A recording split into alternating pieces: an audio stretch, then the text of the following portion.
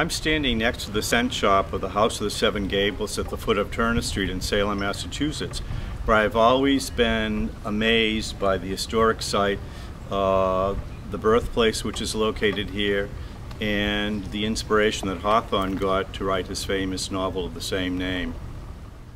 The first two back-to-back novels Nathaniel Hawthorne wrote in 1850 and 1851, The Scarlet Letter and The House of the Seven Gables, the former set in Boston and the latter in his birthplace of Salem, deal, among other themes, with the guilt associated with his 17th century ancestors. In addition to his ongoing anxiety about the aforementioned and the secret he carried with him throughout his 60 years, Hawthorne emotionally also never got over the death of his maritime father when he was 4 years of age. The Gothic romance was definitely haunted by the Hawthorne and Manning ghosts of his past, but the literary world is richer for the antiquarian interpretation of his imaginative mind. I would like to read 3 paragraphs from Hawthorne's Haunts in New England, which was published by the History Press the same month in which Hawthorne was born, July. The various haunts where Nathaniel Hawthorne resided, alone, with his mother and 2 sisters, or as a married man with a family, form the landscape of this pictorial history.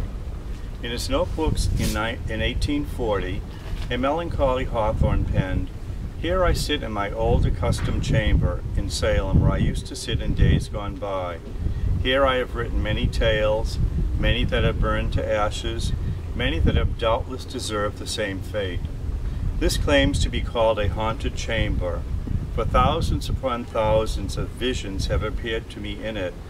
and some few of them have become visible to the world." A reader of Nathaniel Hawthorne's works, or the introduction to this book, might think that he was a morose man. His wife Sophia knew differently. In an 1848 letter written to her mother, she stated, quote, "He often writes truth with characters of fire upon an infinite gloom, softened so as not to terrify by divine touches of beauty, revealing pictures of nature and also the tender spirit of a child." And Hardy Wright, one of Hawthorne's best friends in London, where the author and his family visited while he was the American consul in Liverpool between 1853 and 1857,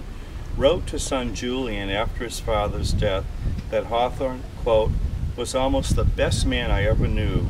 and quite the most interesting. Nothing annoys me more than the word morbid as applied to him. He was the least morbid of men, with a singularly sweet temper and a very far-reaching charity," end of quote.